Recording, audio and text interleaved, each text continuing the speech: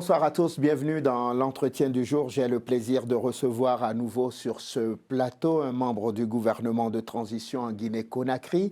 Il est ministre des Postes, des Télécommunications et de l'économie numérique. Il est aussi le porte-parole du gouvernement. Ousmane Gawal Diallo, bonsoir. Bonsoir. Merci d'avoir accepté notre invitation. C'est la deuxième fois qu'on se voit en peu de temps sur Télésud. Ces derniers jours, on ne voit que vous, on n'entend que vous dans les médias occidentaux. On est bien d'accord, vous êtes en opération communication là. Non, je profite d'un voyage. J'étais à la conférence internationale plénipotentiaire des postes et télécommunications, qui est organisée par l'Union internationale des télécommunications à Bucarest. Oui. Donc je suis passé par Paris pour voir de la famille. Oui. Et puis je suis allé à Bucarest où je suis resté une semaine. Et là, je suis sur le chemin de retour vers Conakry. Donc maintenant, effectivement, quand je suis arrivé en tant que porte-parole du gouvernement, il était nécessaire aussi de faire de la pédagogie et de passer par les médias, de rencontrer des officiels dans des cadres formels ou informels pour expliquer la position, les démarches, les acquis et les attentes que nous nourrissons pour cette transition. Et moi qui pensais, j'étais en train de me dire, c'est un ministre de la République, on le voit tous les jours en Europe, il ne travaille jamais? Aussi, les ministres travaillent, heureusement. Donc, mais là, comme vous le savez, il y a deux départements qui sont fusionnés sur une personne. Et donc, le premier, celui des postes et télécommunications. Je sors d'un sommet international, comme je l'ai dit tantôt. Donc, c'est du travail. Et d'ailleurs, le sommet n'est pas terminé. Il finira le 14 octobre. J'ai dû laisser mes équipes techniques sur place qui vont continuer le travail dans les commissions qui ont été installées à cet effet. Et puis, l'aspect ministre de la communication, enfin porte-parole du gouvernement, qui fait de la communication, tout ceci, c'est du travail gouvernemental et c'est important. Monsieur le ministre, depuis la dernière fois que nous nous sommes parlé sur ce plateau, il s'est passé tellement de choses en si peu de temps. Je pense évidemment à la fête de l'indépendance, une fois encore émaillée d'incidents de violence, de batailles rangées entre la jeunesse guinéenne et les forces de l'ordre. On est d'accord, vous et moi, les jeunes ont encore cherché.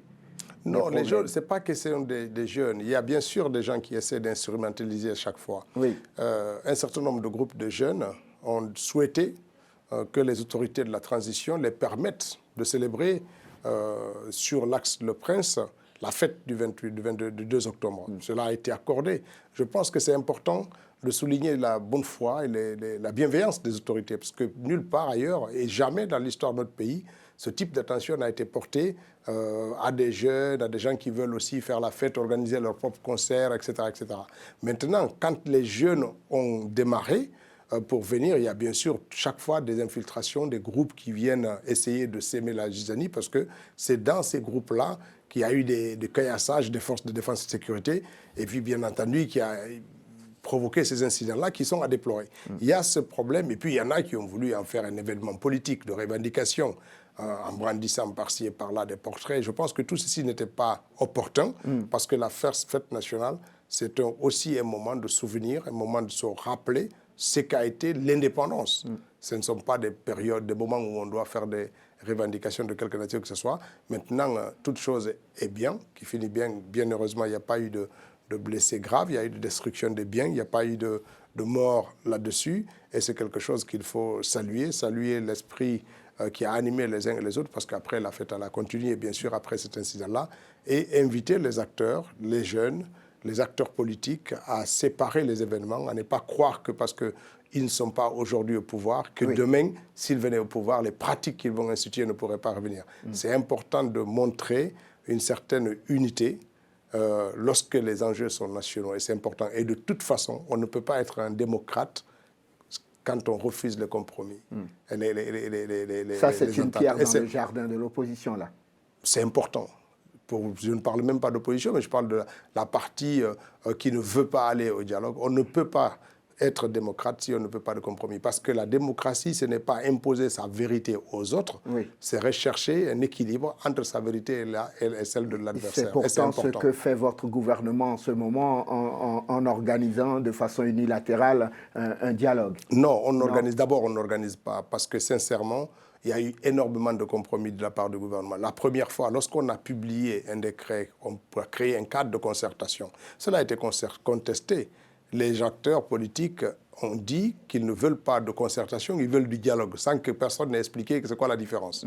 Le gouvernement a reculé en intégrant la notion du dialogue, on a abandonné la notion de concertation, on a accepté l'idée de dire que c'est un cadre de dialogue qui a été mis en place. Et tout de suite qu'il a été convoqué, ils disent non, ils ne veulent pas répondre à la convocation du ministre de l'administration du territoire, qui est en charge des partis politiques. Ils veulent que ce soit dirigé par le Premier ministre. Le gouvernement a accédé à ça aussi, a enlevé sous le ministre de l'administration du territoire, a mis sous l'autorité du Premier ministre. Oui. Et le Premier ministre a adressé des invitations à un dialogue. Aussitôt qu'ils ont fini de faire leurs déclarations, ils ont annoncé qu'ils ne reviendraient plus. Oui. Il faut que le cadre soit normalisé, que des personnalités neutres soient désignées. Le gouvernement a accepté ça aussi. Un décret a été pris. Des acteurs qu'on estime neutres ont été désignés. Vous estimez neutre? Que tous les Guinéens, personne ne peut dire que telle ou telle personne n'est pas neutre ou ne peut pas diriger un dialogue national. Et dès l'instant que le cadre de concertation, conformément à leur énième exigence, a été mis sur pied, ils sont sortis en disant non, ils ne veulent plus de cadre de concertation avec des Guinéens, ils veulent que ce soit sous l'égide de la CEDEAO. Le gouvernement, encore une fois, a dit que la CEDEAO viendra, l'Union européenne sera là. Non, ils sont pas, c'est pas eux qui vont faire le dialogue, même si ça se passe n'importe où, c'est pas eux qui vont faire le dialogue, c'est les Guinéens qui vont dialoguer. Les gens qui vont venir, c'est les facilitateurs. Ils vont nous aider à trouver l'équilibre dans l'entente. C'est ça qui va se passer, peu importe où on ira. Ce n'est pas la CEDEAO qui va dialoguer. La CEDEAO sera un facilitateur. Il ne s'imposera à personne.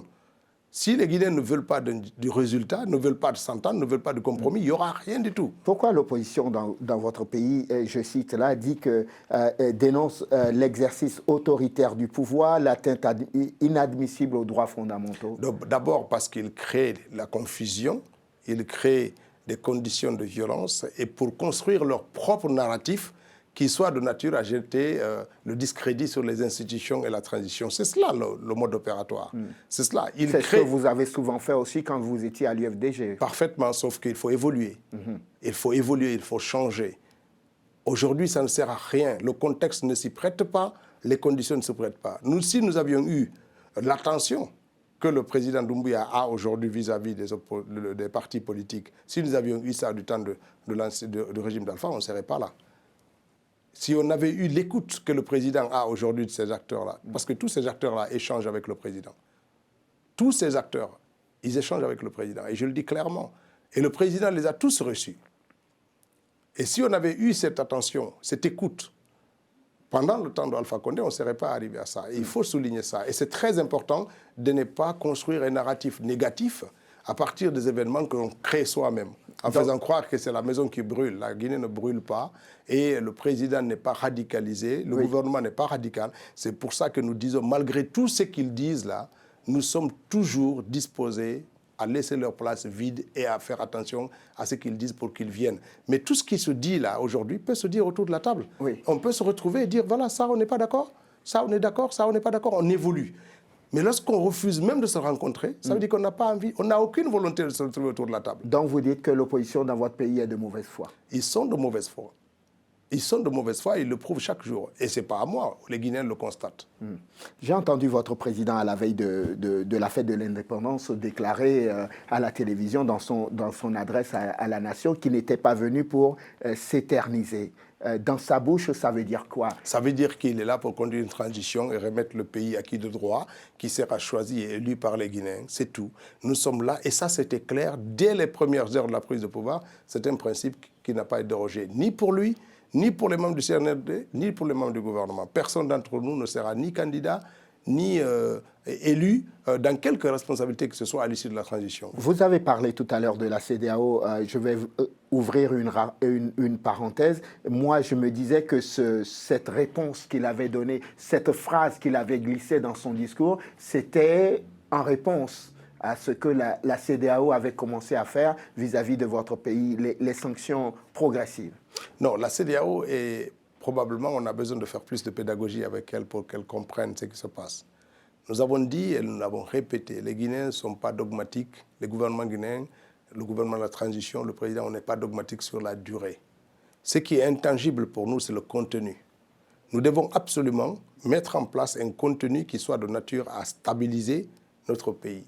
Les Guinéens doivent inventer leur démocratie, en tenant compte, bien sûr, de ce qui est universel, les principes de droits de l'homme, les principes de séparation des pouvoirs, mais en y mettant sa sauce. Je vais rappeler une chose, la démocratie américaine, ce n'est pas la démocratie française, ce n'est pas la démocratie suisse, ce n'est pas la démocratie britannique. Ils ont en commun un certain nombre de valeurs, mais à ces valeurs, chaque nation a ajouté des ingrédients qui font sa spécificité. C'est aux Africains de faire ça, et c'est important. Le Nigeria a créé son équilibre et sa stabilité en tenant compte de sa spécificité, en étant en équilibre entre le nord et le sud, entre chrétiens et musulmans, qui se retrouvent dans les institutions de point à stabiliser leur pays. C'est important. Ça veut dire qu'à force de conflits, ils sont arrivés à générer des spécificités qu'ils ont mis dans la sauce démocratie et qui fait que leur pays est stable et qu'ils arrivent à faire des alternances plutôt apaisées depuis de très nombreuses années. Il faut que les Guinéens inventent ces mécanismes-là.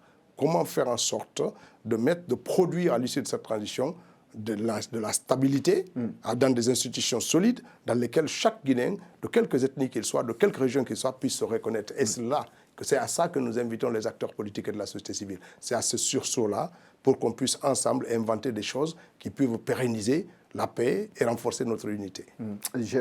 J'avais commencé mon interview en vous disant qu'on vous entendait partout dans les médias occidentaux. Est-ce que vous avez le sentiment que le discours que vous portez est entendu par les personnes qui vous écoutent? Oui, absolument. Je pense qu'il est entendu, écouté, et ce qui est clair, c'est qu'il vient clarifier un certain nombre de choses qui paraissaient obscures pour les uns et les autres. Ce qui est clair, c'est que nous avons les interlocuteurs, d'ailleurs médiatiques ou non, ou les acteurs politiques que nous avons rencontrés, ils ont salué un certain nombre de choses. D'abord, la matérialisation du fait que le président a fait de la justice la boussole de la transition. C'est quelque chose d'important. Et le procès du 28 septembre vient montrer cela, vient matérialiser cet engagement, cette volonté du président. C'est peut-être l'arbre qui cache la forêt aussi. Non, on ne peut pas dire ça, parce que c'est quelque chose quand même qui est dit et qui n'était pas facile à faire dans un pays, dans le contexte que nous connaissons de la Guinée. Et je pense que ce n'était pas à n'importe quel chef d'État aussi qui avait la possibilité de faire ce type de procès comme ça. Ce n'est pas facile. Pour l'ensemble des pays africains,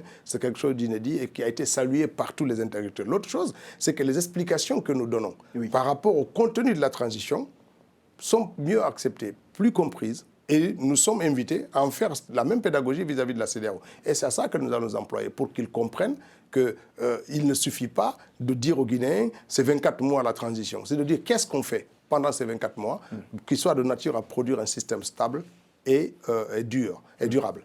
Monsieur le ministre, on arrive presque au terme de cet entretien. Il me reste encore à vous poser deux questions qui me tiennent à cœur. Vous avez constaté sans doute que depuis que nous nous sommes parlé la première fois, il y a quelques jours sur ce plateau, il s'est passé beaucoup de choses aussi dans la sous-région et qu'une transition a été interrompue, par exemple, au Burkina Faso. Je vous ai, de façon personnelle, à titre personnel, quel est votre sentiment par rapport à ça? Mon sentiment est simple, c'est que la CEDEAO n'a pas apporté les bons remèdes. Et c'est ça qu'il faut éviter, de mettre des solutions standards à toutes les crises. Probablement, ce qui était sur la table ne répond pas aux besoins des Burkinabés. Les Burkina, comme le Mali, sont dans la reconquête de l'intégrité de leur territoire. D'abord, lorsque cette question sécuritaire, d'intégrité territoriale n'est pas réglée, comment peut-on parler de fin de transition ou de suite de transition? Parce qu'ils seront complètement. Donc, il faut à ces problèmes posés au peuple malien que la CEDEAO apporte des réponses. Et c'est quel genre de réponses? Des réponses qui règlent les problèmes, qui génèrent ces crises-là, qui génèrent ces coups d'État. Parce que si on ne règle pas ça, on ne fera que différer les crises. Et il faut éviter ça. C'est pour ça que j'ai dit tantôt qu'il faut éviter des solutions standards pour tout le monde. La crise guinéenne, ce n'est pas la crise burkinabé. La crise burkinabé est différente de la crise malienne. Et il faut à chaque pays une solution qui tienne compte de ces spécificités-là. Manifestement, ce n'a pas été le cas, et c'est pour ça qu'on assiste à cette répétition de l'histoire. Dernière question concerne la Coupe d'Afrique des Nations de football 2025. Le gouvernement auquel vous appartenez, je ne l'ai pas entendu réagir à la décision de la CAF. Non, on a réagi d'abord par la voix du ministre de la Jeunesse et des Sports, et puis moi-même je suis intervenu là-dessus. C'est une immense déception pour le gouvernement, pour le peuple de Guinée, parce que nous avions estimé que les instances du football africain allaient donner cette confiance, accompagner cette volonté que le président a exprimée en érigeant la CAN en intérêt national, pour faire en sorte que tous les décaissements qui accompagnent ce projet soient mobilisés et qu'on accélère les procédures pour qu'on soit dans les délais. Et cet élan-là a été d'une certaine manière trahi par le refus de nous donner cette CAN. Néanmoins, elle cet échec-là aussi va constituer une autre énergie, parce que nous tenons à livrer ces infrastructures, rien que pour dire à la CAF qu'elle s'est trompée sur le coup de la Guinée, et elle a ignoré la détermination, ou elle n'a pas su voir la détermination qui est la nôtre pour organiser cette CAN, mais nous allons livrer les infrastructures à temps. Ousmane Gawal Diallo, merci. Merci beaucoup. Ministre des Postes, des Télécommunications et de l'économie numérique, porte-parole du gouvernement de transition en Guinée-Conakry. Merci infiniment d'être revenu dans notre plateau ici à Télésud à Paris pour répondre à quelques-unes de nos questions. Merci beaucoup et j'espère que la prochaine fois, ce sera à Conakry. On espère. Invitez-nous, on viendra vous interviewer là-bas. Merci à vous de nous avoir suivis. Cette émission s'achève. Excellente suite de programme, évidemment, sur Télésud.